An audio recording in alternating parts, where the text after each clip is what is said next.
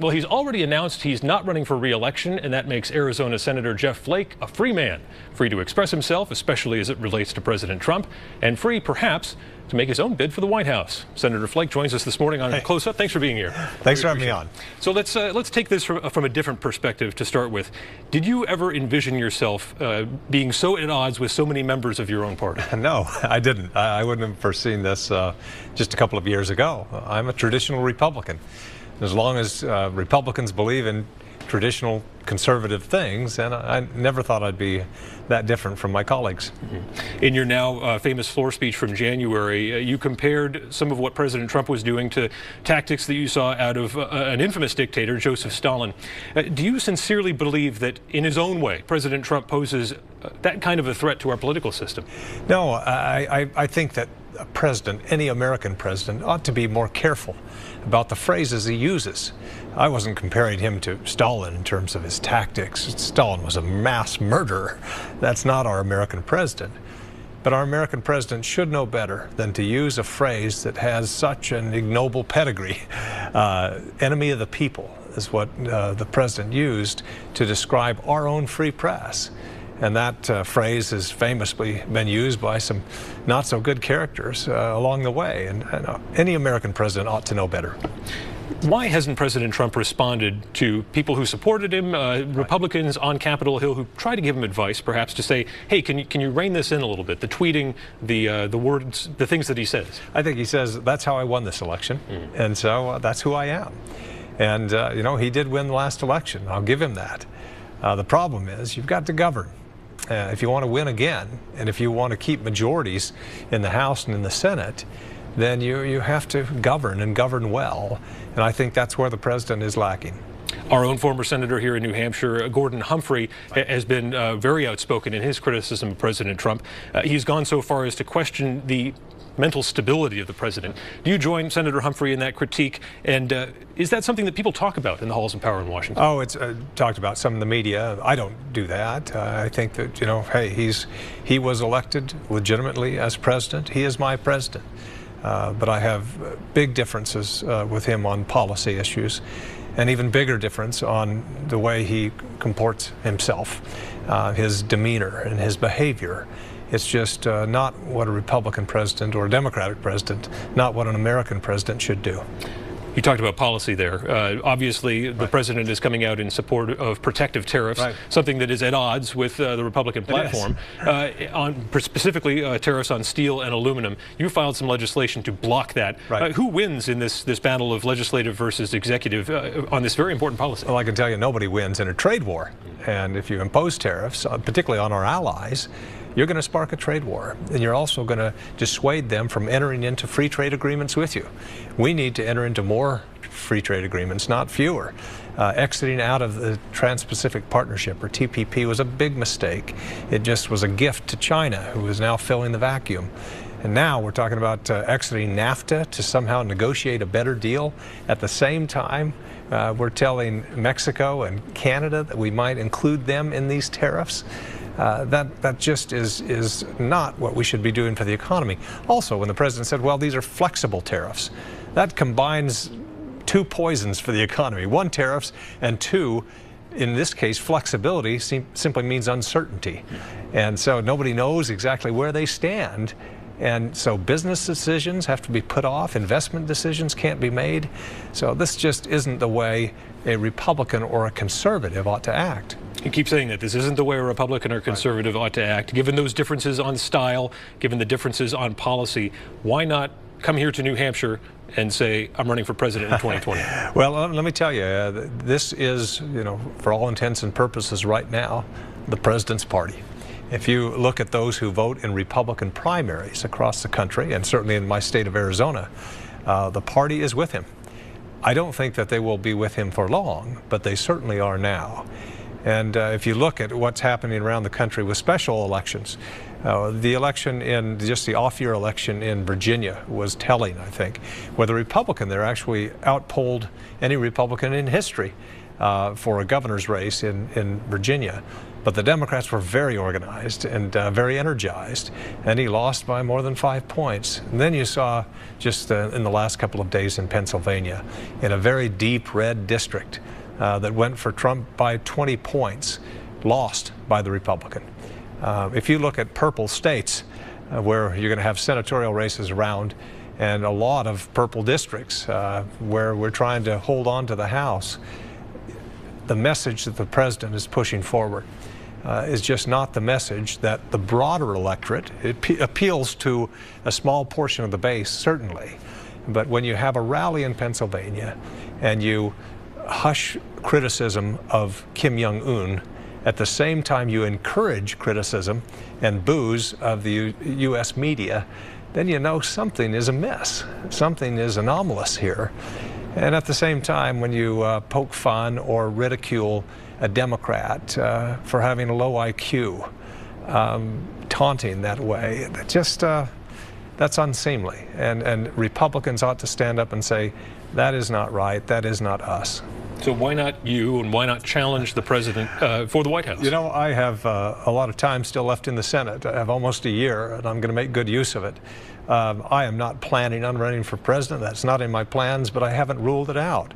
Somebody needs to challenge the president in a Republican primary, if only to remind Republicans what being conservative really means. Limited government, economic freedom, individual responsibility, free trade, welcoming immigration. Those are tenets that the party has long held, and we've moved away from that. And we're going to find it difficult to hold on to the majorities that we have and win national elections for the White House in the future if we just continue to drill down on the base and ignore the broader electorate. If it's not you, Senator, who else would you like to see join this conversation? There are a lot of good people. John Kasich, been a great governor in Ohio.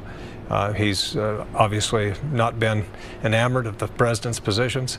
And people like, well, there are a lot of governors around the country who could step up as well. Some who ran last time, Marco Rubio, who I supported.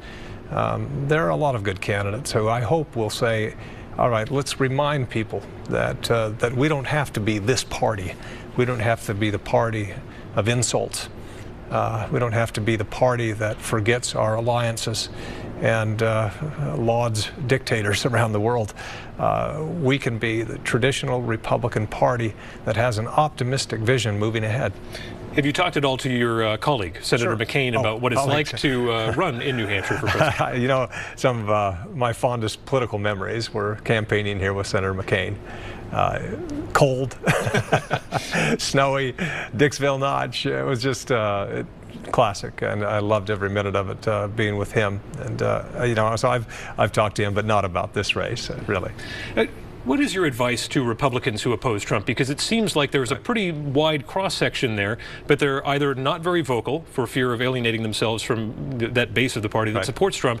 Should they organize? Should they get out there more? Well, you know, I don't blame Republicans for not wanting to comment, as I can do, on every tweet that comes out of the White House or every comment that the president makes. But when the president says certain things and goes so out of bounds, we've got to stand up. If we don't, I think we're going to be losing voters all the time. To say nothing of the policy issues like tariffs. How any Republican can say, hey, I'm warming to tariffs here. This is going to be a good thing. But on the behavior side, I just don't know how in the world we can countenance that kind of behavior. I think that young people have been kind of walking away from the party for a while. I think right now they're in a dead sprint, and as well as suburban women and some other groups that have organized and said, this is not us. This is not the Republican Party that we remember. You come from a state that is sort of an epicenter for immigration right now. This is something that's been stretched out over a long time, decades, but in particular right now, this is taking a long time to solve this problem on Capitol Hill.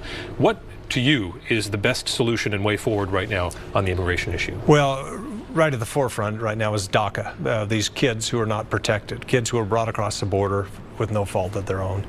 We tried to do a broader fix that touched on border security, chain migration, diversity visa. and just weren't able to do it. A lot of those issues we covered in our bipartisan bill in 2013, but I just think that you know, in order to give these kids some kind of certainty moving ahead, what we ought to do is say, all right, we'll give you 3 years of extended DACA, codified DACA, so it's constitutional, in exchange for what President Trump wants on the border. 3 years of border security funding at the president's requested level. That's a 3 for 3 that's being considered right now, I'm told, by the White House and others. I've introduced that, and I've gone to the floor a couple of times already asking unanimous consent to force the bill forward. I think that's what we can do now. In the long term, we've got to do more comprehensive reform that includes border security. Certainly, we need more of it. I'm in a border state, I realize that. But we also need more robust temporary worker programs. We need to shift from so much reliance on family migration to more employment-based migration to make sure that our economy benefits. There are a lot of these things that we can do, but we've got to have a bipartisan consensus, and we haven't had that yet.